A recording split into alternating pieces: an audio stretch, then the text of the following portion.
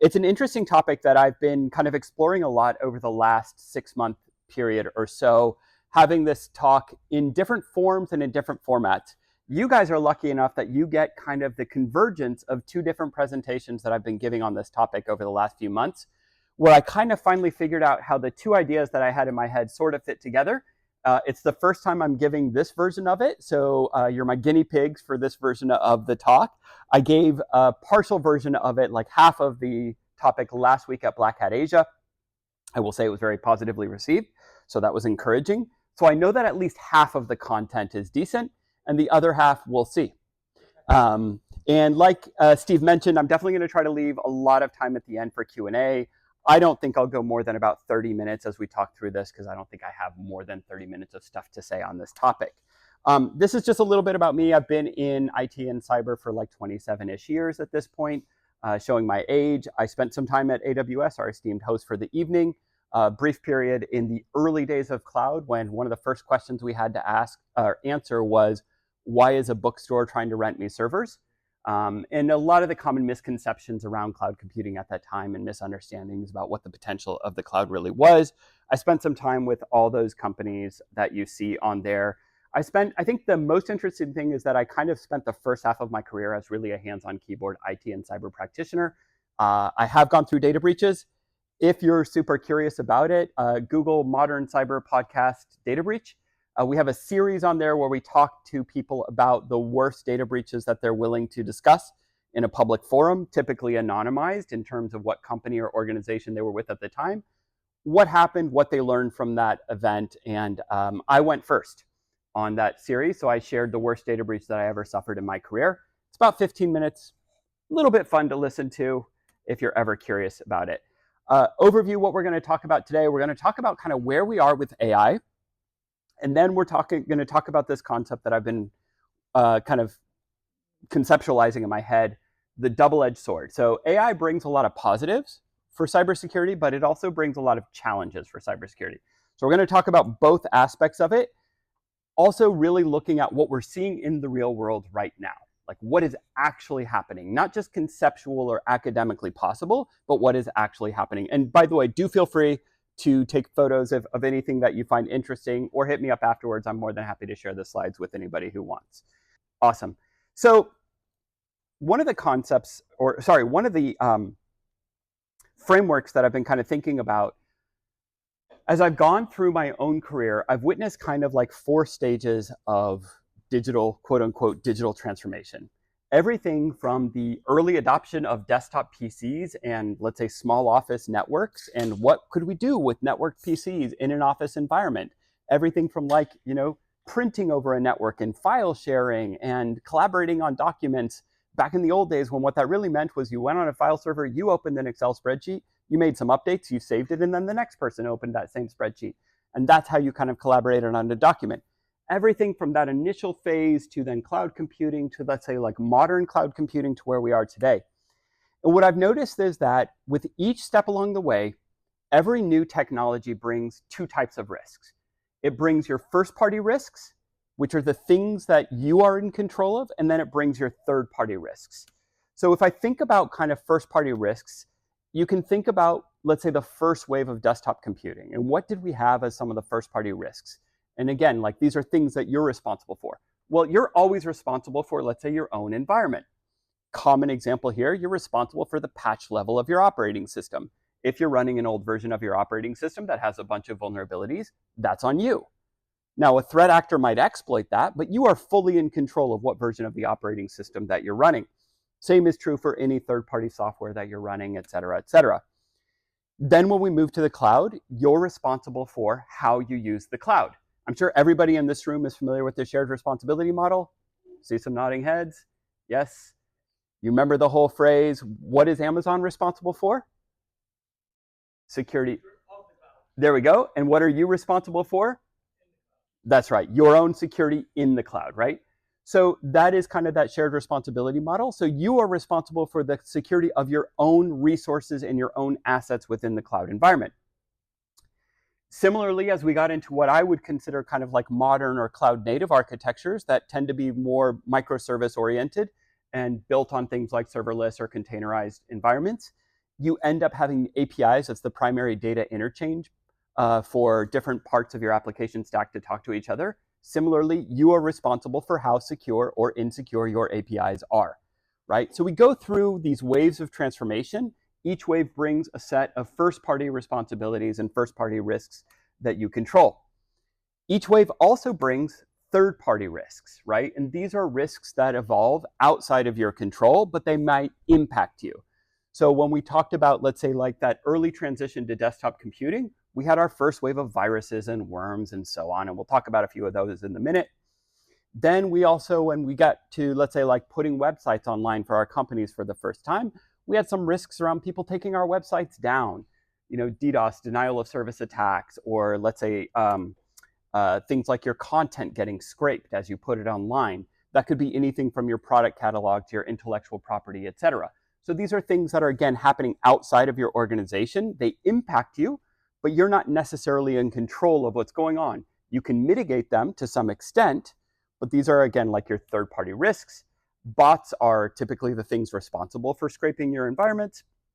And sorry, just last thing that I'll mention here, how many people have played around with, let's say, like just putting something online right now, whether in a cloud environment or let's say on one of your networks, and then seeing how long before it starts to get traffic? Has anybody played around with that recently? Let's say in the last like couple of years? Yeah? How long before it started getting traffic? Yeah, a few minutes. Yeah, instantly. I mean, that is roughly true. So we build a bunch of security software at Firetail, and one of the things we do is we put stuff online for testing purposes, and we see traffic typically within about 2 to 3 minutes. And in that time period, one of the things that we see right now is we see more and more intelligent traffic. We're going to talk a little bit about that as we get into it, right?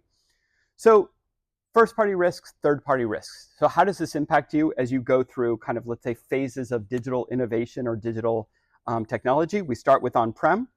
And at the beginning, we're kind of in a very server or client server-based environment. But think about those early days of IT, right? For those of us who are as old as me and have been in this space for a little while now, what did you see? Well, remember how magical IT used to be? How you used to have to go to the quote unquote IT guy, and I say IT guy because stereotypically it was a guy, especially in those days. And even if it wasn't a male, it was, you always referred to that person as the IT guy, for better or for worse. But you kind of had to go to the IT team to get things done, right? You didn't have control. Somebody else within your organization controlled the IT environment. And you focused on kind of keeping threat actors out of your environment. So perimeter-oriented defense was a very common strategy at that point in time. And the first wave of tools that really got deployed to mitigate some of those third-party risks were things like firewalls to keep people out of your environment, or you see EDR here, but actually like in those days, it was mostly endpoint protection and antivirus and anti-malware type of solutions at that point. SIM kind of evolved at some point in DLP. Let's say like in the later phase, as we started to get towards the cloud, DLP started to pop up as a solution that a lot of organizations would embrace, right? So some examples here, you see kind of a combination of first party and third party. I say here on the third party side, you see things like worms and I love you, everybody. Anybody old enough to remember the Melissa virus?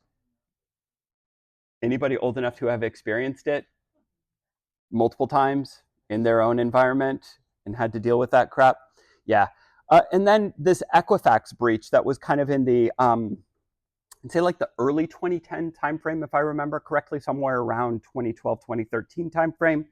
And this was kind of an example of an early first-party risk associated to having a web application online.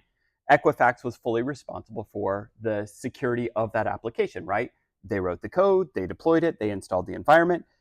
They had done the other things, let's say as far as putting a firewall in place, restricting traffic to only the trusted sources, but the trusted sources in this case were kind of anybody. So you put a web application online that's deliberately open to anybody, you're responsible for how secure that application is. If you have an outdated set of admin credentials that you've never changed and you have a vulnerability to a SQL injection in a login form, that's on you, right? So that's the first party risk that we saw there, right? So we see various flavors of this. I'm just highlighting a few examples to kind of illustrate the first party, third party risks around that. Then we started to move into the cloud. And I would say in the early days of moving to the cloud, let's call it in the kind of 2010 to 2015, 16, 17 timeframe, a lot of organizations went through a lift and shift. Is anybody bold enough to admit that their organization lifted and shifted into the cloud at that time frame? Yes, good on you. I think you're the only honest one in this room. I'm sure at least like 25, 30% of the people in this room, if you're like honest about it, you know you lifted and shifted. Not everybody transformed and went cloud native as they migrated to the cloud, right? But what you saw in that time frame was a beginning of a loosening of access and controls. What I mean by that is it was no longer the case, or it started to no longer be the case, that you had to go somewhere to get permission to stand something up, right? You started to see more distributed access, developers getting keys to go and AWS logins to go build things on their own, right? And we started to have a different set of challenges and risks around it, right? And we're going to talk about some of those in a second.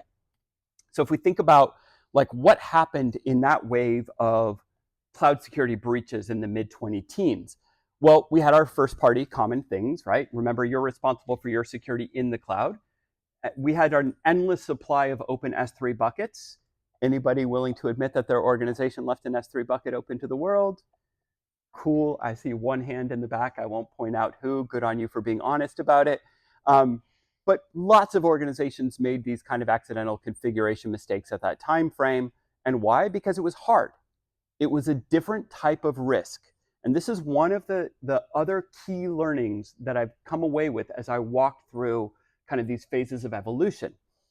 If we think about this risk of a misconfigured S3 bucket, and we think back to what we had in the kind of phase one timeframe as far as security tooling, absolutely zero of these security tools were prepared to address the misconfiguration risk, the first party risk that the organizations had as they went into the cloud, right? Nothing in that tool stack would tell you you've got an S3 bucket open to the world. And so with each of these phases, you end up with a new set of risks, a new kind of threat model, if you will, and you end up having to adopt new security tooling, whether that's homegrown, whether that's third-party commercial off the shelf, open source, what have you, right? And then what inevitably happens is that you get past this kind of initial wave of like, oh, okay, we have these kind of, let's say, like typical user error problems or teething problems as we've learned to use this new technology platform. And where does that leave us?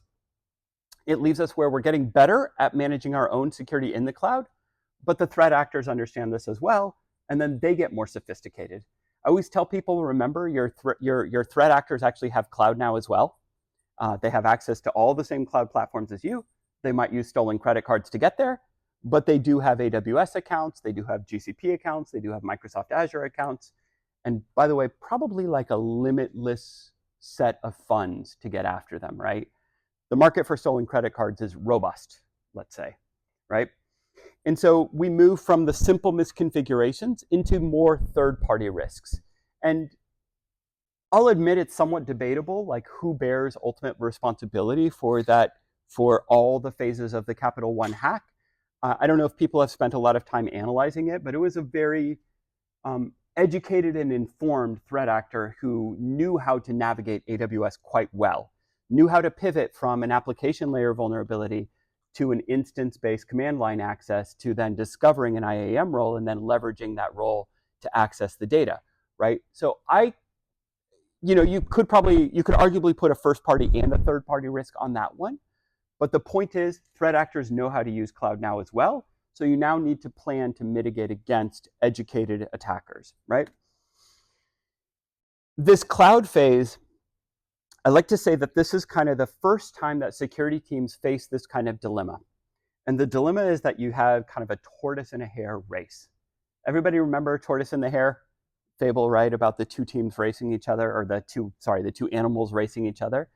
I liken this to business units and developers versus security teams. And what we've seen with starting with cloud and now evolving into, let's say, like modern cloud, and we're going to talk about AI on this aspect as well, is we see that new technologies get introduced. They hold a ton of promise and potential.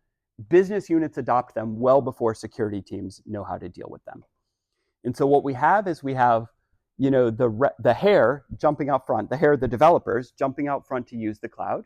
And we have the security teams, the tortoise, sadly, kind of struggling to catch up with them. Now, if you remember the fable, eventually the security team does catch up and things get kind of managed well enough within these organizations. But I think it's a pretty apt comparison. Then we moved into the phase that I call the phase of APIs, but you can just think of this as kind of like cloud 2.0 or cloud native or modern cloud, or however you want to think about it, digital transformation if you want to use a buzzword.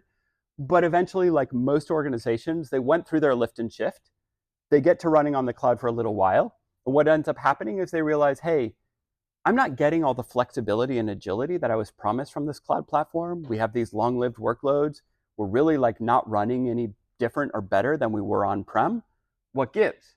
And then they realize actually the problem is them and their software architecture, and also maybe their operations model, right? If you're operating in a data center mindset on the cloud, you're not going to get all the cloud benefits. Similarly, if your software stack is very monolithic and doesn't really support scale up, scale down, you're not going to get all the benefits out of cloud. So organizations kind of embrace what I call cloud 2.0. They start to refactor their applications, break them down, microservices, serverless container, however they end up doing it. Could be platform as a service offerings at this point. But by the time they reach this phase, you typically see fully distributed access models. You start to see it where actually now we understand how to use IAM on cloud platforms, and we know how to give you, Joe or Jane developer, we know how to give you the right set of credentials and the right set of access that's going to let you deploy into development, testing, staging, and then we know how to do infrastructure as code and automated deployments. And then we, the security team, we now know how to put in place all the right controls so that you can't screw things up in production. And we have all the monitoring access that we need, right? So you get better and better over time. But now we look at kind of like more complex attacks that start to rise above even leveraging the infrastructure layer like we saw in the Capital One case. And we get into attacks where we're focusing on application layer constructs that are very specific and do things like exploit flaws in business logic. And we're going to talk about a couple examples in a second. And we get into a phase where actually like even CSPM that we had for managing our cloud misconfigurations doesn't give us all the visibility that we need to understand, let's say, correlated vulnerabilities and whatnot, right? So we see things like a breach from a large telco in Australia, where actually something like 40% of the Australian population's data was exposed. Small country, so like 10 million people is roughly 40%, if I remember right. And what you saw here was that actually API vulnerabilities, kind of like design flaws in the APIs, were the entry point, coupled with a network misconfiguration, coupled with like really some poor practices around sequential integer numbering of records. How many people have built an API? Awesome. Keep your hands up if you have used your database table's primary key as the identifier in your request parameters, and you're willing to admit it? Yeah, I've got a couple hands up in the room. This is, by the way, like if you couple that with no server-side authorization check, you have the single greatest toxic combination for having your entire data set breached by a threat actor, right? So once I'm authenticated to your API and you are not requiring me to check my authorization on every data record that I am accessing, it is as simple as writing a for loop where I iterate over every ID number on whatever request parameter you have to get the record ID, and presto, I have your entire data set. So we see these types of breaches start to take effect, and we understand, again, threat actors are keeping up. So first-party risk, you're responsible for the design of your API, and that is kind of where that has gone.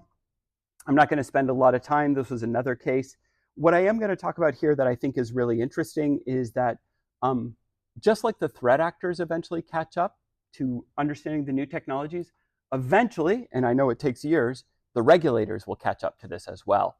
And this was a really interesting observation from 2024, where the FCC, which is the regulator for telecommunications, finally clamped down on an organization and said, hey, Verizon, or in this case, TracFone, which is a division of Verizon, your APIs were really bad.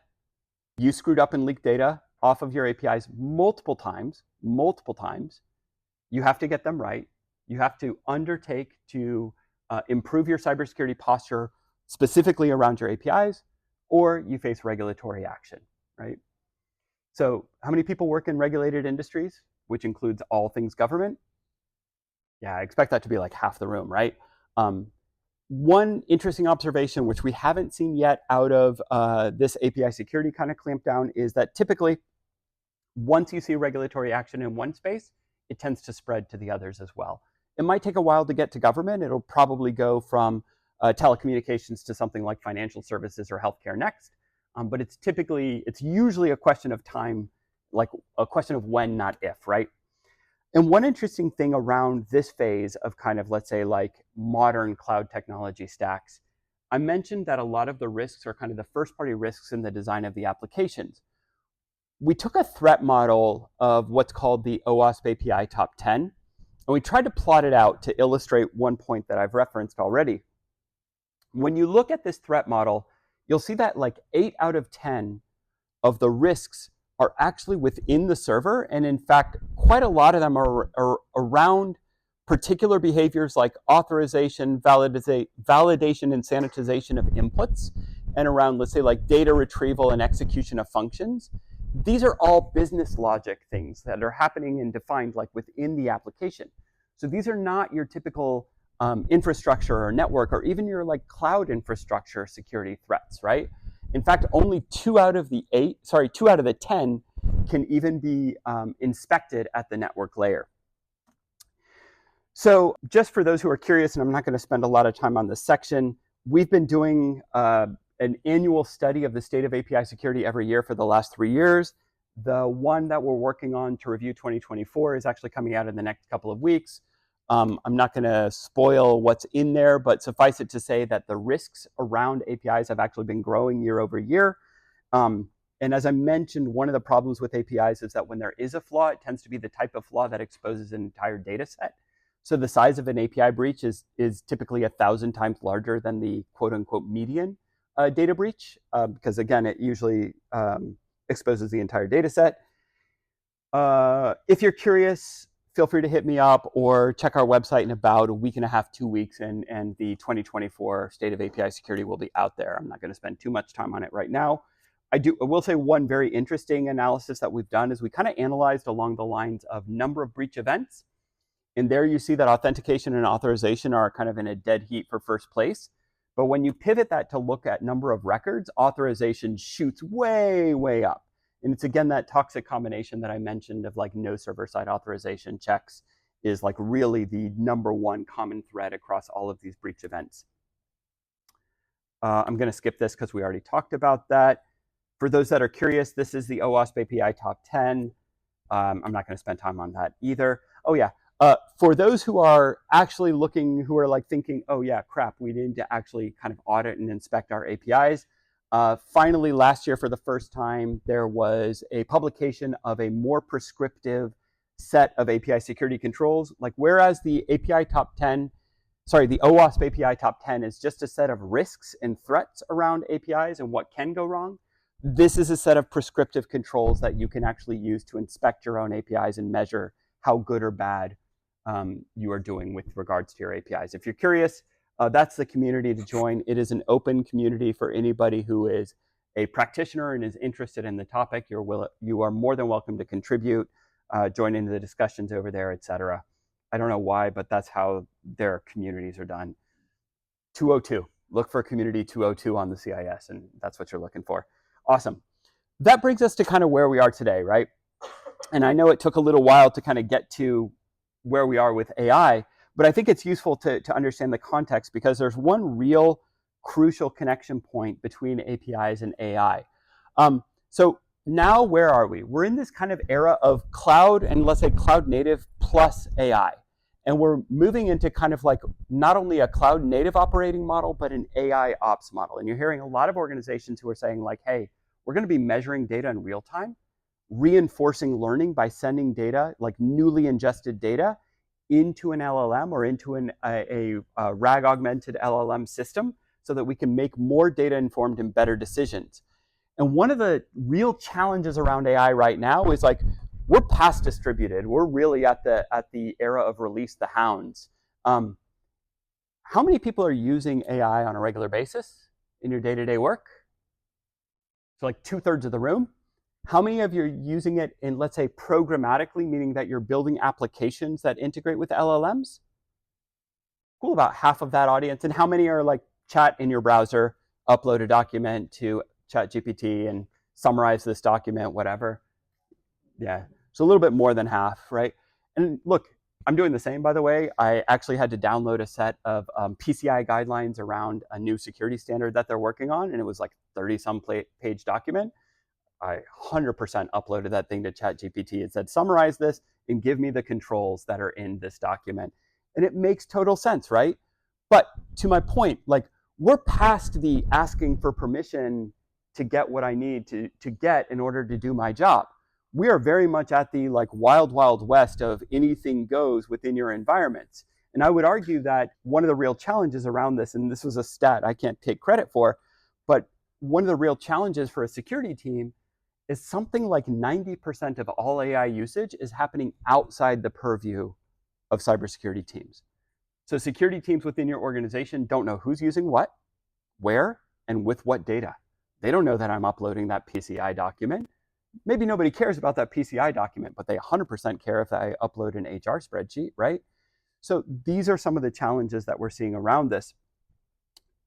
Now, I mentioned earlier that hackers have cloud. Hackers have AI as well. And in fact, like you might, if you've been paying attention to this area, you know that there are some open source LLM models that have been circulated around. One of the early ones that kind of got a lot of media attention at the time was something called Fraud GPT, which was kind of a forked version of Meta Llama that was specifically had the guardrails removed from it, kind of the ethical guidelines. If you've ever played with one of these models to try to tell it, hey, write me a phishing email, most of them will tell you right away, I'm not allowed to do that. Very similar to the like 2001 Space Odyssey. I'm afraid I can't do that, Dave.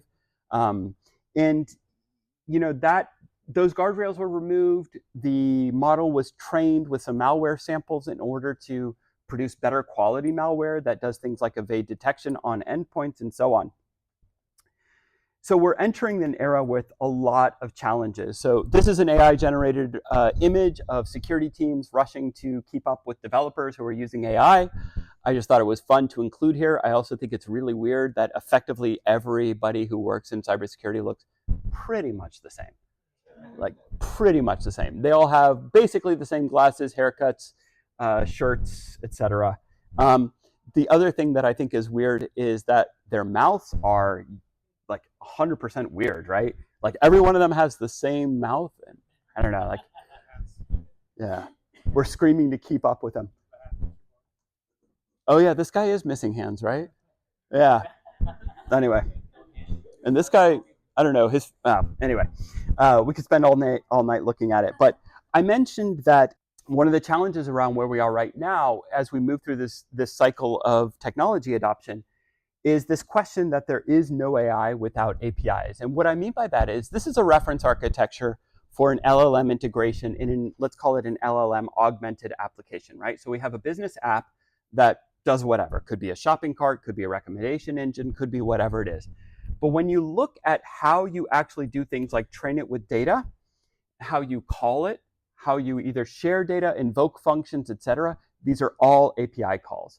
And in fact, as we've talked to organizations over the last year or so, the number one growth use case of APIs that is leading to this mass proliferation of APIs is AI usage and LLM adoption. So all of this brings me to what you really came to talk about tonight, the double-edged sword. There's a question that I've been asked a few times, and I've talked to a couple of other people who are more accomplished in cybersecurity than I am, which is who gets the advantage of AI? Is it attackers or defenders? How many people think it's attackers? How many people think it's defenders? So we got like 10% vote for each. So I think like 80% of you either are asleep or don't know or are so confused at this point that we don't know what's going on. But look, I think that the truth of the matter is there are pros and cons, and that's kind of the double-edged sword that I want to talk about. But I think the most interesting piece of feedback that I've gotten from people is whoever embraces it first and does the best job of augmenting a foundational model with relevant training data and then operationalizes that, so to speak, most quickly is the organization that wins the most. That might be attackers, that might be defenders. Let's talk about some of the examples. So when we think about some of the positive impacts, right, and we go through that kind of mental exercise of first party versus third party risks, we realize that one of the biggest risks that we're facing right now is the design of our applications. Remember, that's a first party risk that we as organizations are responsible for. How quote unquote secure by design are we, right? So one of the bright sides about AI is that AI is as good as the data that it's trained on. One of the number one data sources that most LLMs have been trained on is things like GitHub, public repositories of source code. So if you think about kind of taking all the source code that's been sucked into these LLMs that they've been trained on, and you look at like telling it, these are good applications, these are bad applications. Here's an example of an application that does a great job of managing inputs and sanitizing and validating, and then even verifying the response payloads and blah, blah, blah, all the security controls that you would want to have in your application. Very, very easy for an LLM to kind of replicate that and spit that back out, and then also assess new code that you're feeding into it. Is my code written well? Right? Great example. Second thing, incident summarization. How many people have been through an incident response exercise being breached in the real world? Yep. How painful was it to do the initial response where you had to gather log files, look through them, maybe log files from multiple systems, put them in sequential kind of chronological order, and then figure out what actually happened there? Super painful, right? I know for me, when I've been through a couple of my own, annoying. Operating system logs, application logs, Active Directory audit trail, etc. Put all of that together to understand what happened. Well, guess who's really good at that? LLMs. Let me give you 5 log sources. You can do the hard work of putting them all in chronological order, and then tell me if I point you out one of the log files that is relevant for my investigation. You go tell me all the other connected ones. Tell me what happened here, and give it to me in human language that I can understand. Oh, threat actor sent a phishing email to Jeremy, and Jeremy clicked the link and gave his credentials, and then the threat actor came back using those credentials, blah, blah, blah, blah, blah. Super easy, very helpful, allows you to get past that initial log inspection phase and into response, right? Super powerful. If we think about things like analyzing mass volumes of data, give an LLM a bunch of log files, tell it ones that are indicators of attack or compromise, IOCs, and then tell it, watch out for all these coming in across all of these systems. I don't want to spend hours of my day looking at log files. I think anybody in the right mind doesn't want to do that as well, right? But an LLM can do that until the cows come home, right? So you think about kind of attack detection. Similarly, you think about telling that LLM, great, now you have weeks, months of history. Give me some predictive stuff. You know what my attack frequency looks like. You know what types of attack I'm facing. You know where those attacks are coming for by, let's say, IP address or maybe geolocated lookup or something like that. Give me some predictive analysis around that. All of that, super helpful. This is stuff that companies are already doing, and this is stuff that also cybersecurity vendors are already incorporating into their products, right? So if you're using some commercial stuff today, you're probably already benefiting from some of this stuff. And if you're not, or if your vendors don't have them, you should be asking them, hey, like, why can't we get stuff like this? For the most part, I think it's just a question of time. But there are some things that are challenging for an LLM, right? An LLM is only as good as the data that it is trained on. So when we think about attackers adapting to new technologies, you can be sure that the types of things that are hard to detect, let's say programmatically, are going to be where attackers move. So think about low and slow, live off the land, these types of techniques where we don't try to fetch an entire data set all at once because that triggers all kinds of alarm bells, but we think about maintaining access that looks like normal behavior over time. That's very hard for an LLM. Authorization turns out to be a particularly challenging problem for an LLM. mostly because authorization relies on having a real-time understanding of who is allowed to do what with what data. It is a particularly challenging IAM problem, and LLMs in our experience to date are not great at that. And then one other challenge is true anomalies. Anytime you have a system that is trained on patterns of data over time, the first time always looks weird. The first instance of something always looks weird. So if you trigger your alerts off of something like that, you're prone to getting a high volume of false positives. Okay, let's talk about the negative impacts. I focused in this section a little bit on APIs because it is the thing that I kind of know best. One challenge around this is that these coding assistants are great. I just picked this service, and I don't mean to really pick on them by any means, because really, like any of the coding assistants and copilots are pretty much around this, but everybody can write an API right now, right? Everybody in this room could sit down, conceptualize something that you want to have available in the world, go to any number of LLMs and tell it, build me an API to, I don't know, like fetch the time in Sri Lanka and give me the weather for some location, right? Very, very easy to build with an API right now. There's a flip side to that. And by the way, like you can not only build an API, but you can build something to query an API. You say, hey, there's like 1,000 integrations available on Zapier. Write me code to go query Zapier or go query Twilio and fetch this data back. So I can build APIs, I can build code to integrate and query APIs. So you get an API, everybody gets a Gen AI written API. Well, what's wrong with that?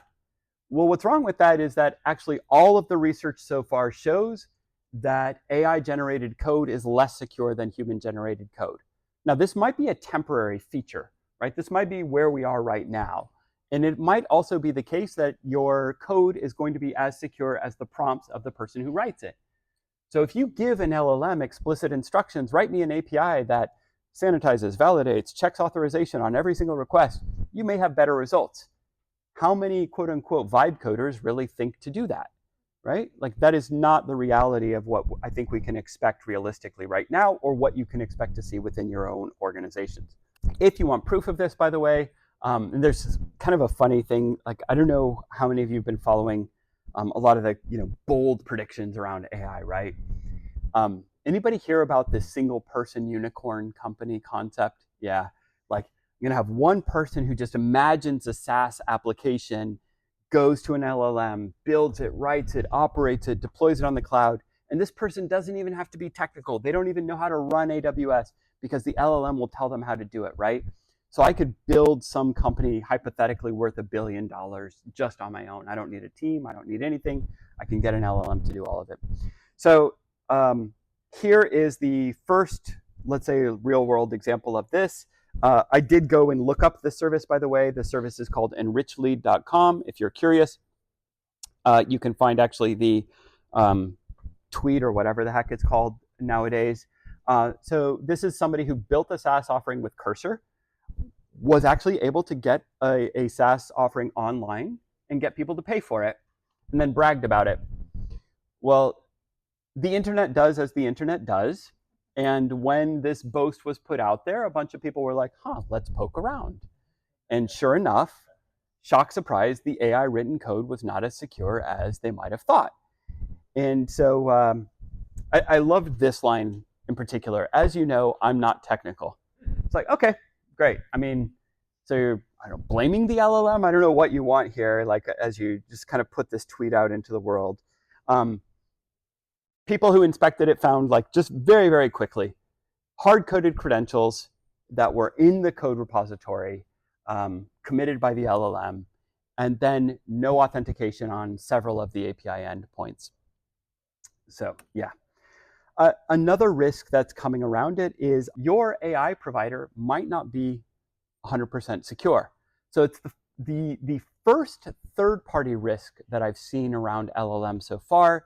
There's a lot of talk, by the way, about, let's say, things like LLM hallucination and toxicity. Those are also third-party risks, to be sure. I just wanted to highlight here that kind of arguably the leading company in the space, ChatGPT, only shows up with a 48% privacy score and 2 out of 5 on a kid safety score. and 3 out of 5 on the overall security rating here, right? Now, this is a little bit dated. I think they've gotten a little bit better since then, but you can look up and down this list and you'll see all kinds of model providers, and a lot of model providers are specialized for a particular scenario, like Stable Diffusion here at the bottom, I think is particularly used for generating images and kind of like background video stuff. 1 out of 5 security score, like not ideal, right? So another thing, this is another example of kind of a third-party risk. There's obviously an arms race going on in AI right now. I don't think a single week goes by without at least like 4 or 5 new model, new version, updated this, more token size that, greater capabilities, blah, blah, blah, blah, blah. 4 or 5 of these announcements, or something like one of the cloud providers saying, hey, we've now just onboarded this model provider and this model provider and this model provider, and they're now available serverless or whatever. All of which, by the way, is great stuff. Like, it is great for a consumer of these services that there is this arms race going on, because it's bringing us new capabilities day by day, literally day by day. Fantastic. I've never experienced so much innovation happening so quickly in my whole career, which is fantastic. But in that race, there is kind of a move fast and break stuff attitude going on right now. This is an example of a service that was designed to help customers move their own data into a place where it could be read by LLMs for better results, right? For more kind of, let's say, customer tweaked results. In that rush to create the service, to onboard the data, there was a single misconfiguration in the service itself that allowed any user of the service to access any other users of the service data, simply by changing a user ID in some of the API requests, right? And so like this race to get ahead, this arms race to have the latest and greatest, also comes with risks of its own. There is also a real risk of AIs being kind of hacked and jailbroken.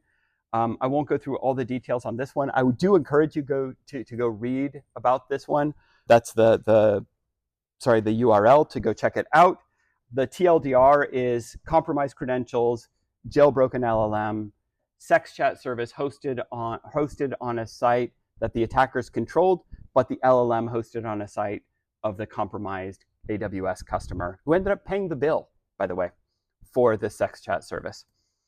One more example, I'm going to assume everybody in the room is familiar with ChatGPT. One of the things that it does is it crawls websites regularly to get more and more text to get trained on. There is an indexing API that you can call and request that it index your website, presumably. But guess what? That API doesn't require any kind of authentication, so anybody could request anything. And you could also give it your competitor's website. You could give it your competitor's website 25,000 times. There's no deduplication on the input. And if it gets a request to index 25,000 websites, it will parallelize the request, send out 5,000 requests per second, resulting in effective DDoS. You want to take down your competitor's website? Go have it indexed. A lot. Yeah, last couple of examples. This is a capture the flag exercise. When given the right set of prompts, ChatGPT actually went and leveraged a known vulnerability inside a container to get into the container. And just recently, that one is a few months old, but just recently, this is just from a couple of weeks ago, somebody took a piece of malware that was specialized for a particular technical environment, operating system, particular app that it was targeting, stripped away all the particulars around it, just went down to the core malware, right? So the kind of the bad package, if you will, told the LLM, take this package, get into that machine, I don't care how you do it. And sure enough, the LLM found a vulnerability that was very recently disclosed. They gave the LLM command line access via terminal emulation, and the LLM, sure enough, wrote all the CLI scripts to execute. And I love that this guy, Claude, just zero-shotting format string exploits. So yes, these LLMs have these safeguards. So far, it looks like it's not that hard to go around these safeguards. You should expect that all threat actors will be AI powered. So I mentioned earlier, hackers have cloud. I always tell people hackers have cloud, hackers have automation, hackers have AI. All the things that you have that you think are awesome and that you're using for your defenses, your quote unquote adversaries have them as well. Forrester talks about this connection between AI and APIs, I think quite succinctly. Your AI strategy will crumble if you neglect API security. I'm going to skip forward. I just wanted to go back now. So I mentioned before, as we go through these phases of innovation, the tooling that we have for each phase in response to the threats typically doesn't keep up with the next wave of threats. So this is the OWASP LLM top 10. This is the new set of threats that the OWASP group is, OWASP steering group is warning organizations around. And I think what's interesting here is that you see quite a lot that's still at the application layer. Quite a lot of it is still around some of the things that are present within APIs. So we think about like tokenization, masking, sanitization, rate limiting, all of these things that are very API related, and then a new set of things that are very AI specific. So we have things like guardrails, model training, the data that's going in there, corporate data, knowledge bases, et cetera. But the point is we have a new set of threats that is primarily first party that your existing tooling does not handle. So like every wave of innovation, awesome, unleashes new technologies. Every wave of innovation, oops, brings new threats that you're typically unable to handle. All right, so where does this leave us? We're now in the present scenario where a couple of things, vulnerabilities, MTTR, meaning mean time to remediation of vulnerabilities, is still 180 days. Shameful, it has been that number for more than 20 years. That is the mean time towards patching a vulnerability on a system in production. That stat has not changed in 20 years. Yet, MTTA, mean time to attack, is now down to 22 minutes on average. So from the time that I announce, oh, we've discovered a vulnerability in, I don't know, Log4j, well, I need exploit code. That time period from the announcement to the availability of the exploit code is now as low as like, well, it's probably lower than that because that's the average, right? So there are certainly scenarios where that is very, very low. Second, any new wave of technology, one of the first kind of mitigation techniques that comes along is something called security posture management, which we'll talk about in just a second. Most of the time, organizations have double the number of resources, and of those resources, 20% already have issues. So if you think about this, if you say like, I think 100 people in my organization are using AI, once you turn on some detection tool or some discovery tool, you find actually 200. And of those 200, 40 of them are doing things that are not good, right? So that is kind of another stat. APIs, we've talked about a little bit. I'm not going to dwell on that. AI, kind of where we're going right now, right? I mentioned earlier, the current stats are showing about 90% shadow AI usage today. New threat models, new attack types, everything coming faster than ever. So, yeah.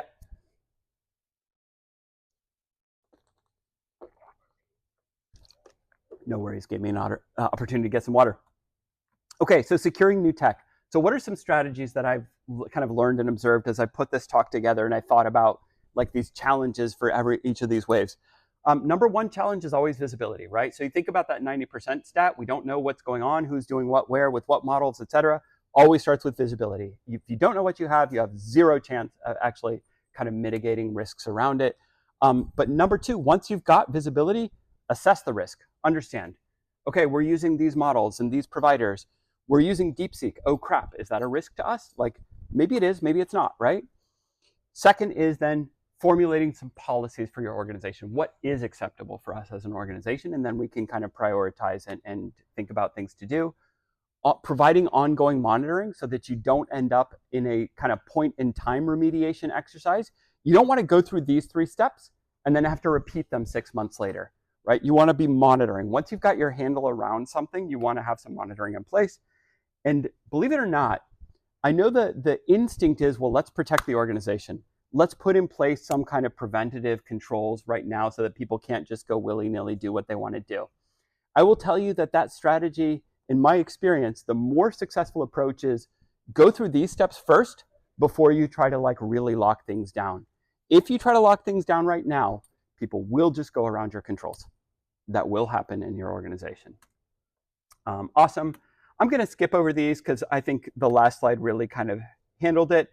For those who are curious, and this will be the only Firetail kind of talk that I do, if you are curious and you want to try to tackle this problem, We have some capabilities to help you build an AI inventory across your providers, models, prompts, understand the data that's in use in OWASP LLM Top 10 risk scoring framework that we're using, as well as doing things like detecting leakage of PII, anomaly detection, and so on. So that is just a little bit about us. We're a locally headquartered cybersecurity company. We were founded in 2022. I hope you've enjoyed the talk. I'm going to leave this QR code up on the screen and take questions now.